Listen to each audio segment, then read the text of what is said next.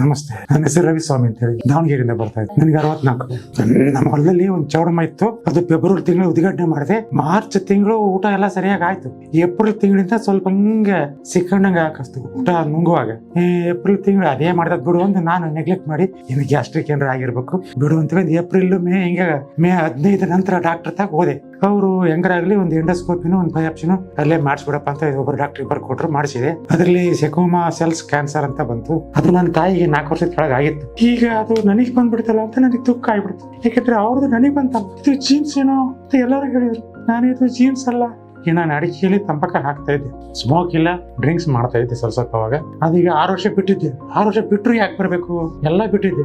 ಆದ್ರೂ ಬಂತಲ್ಲ ಅನ್ನೋದೊಂದು ನನಗೆ ಜೀನ್ಸ್ ಅನ್ನೋತಿ ನನ್ನ ತಾಯಿ ನನಗೆ ಬಂದ್ಬಿಡ್ತಲ್ಲ. 4 ಜನ ನಾವು ಯಾರಿಗೂ ಇಲ್ಲ, ನನಗೆ ಬಂತಲ್ಲ ಅನ್ನೋದು ದುಃಖ ನನಗೆ ಬಂದು ಈಗ ತಗೊಂಡೆ ಟ್ರೀಟ್ಮೆಂಟ್. ನೋಡೋಣ 45 ದಿವಸ ಆದ್ಮೇಲೆ ಹೆಂಗೈತೆ ಅವ್ರ ಇಷ್ಟ ನೋಡೋಣ. ಆಯ್ತು, ಬರ್ತೀನಿ.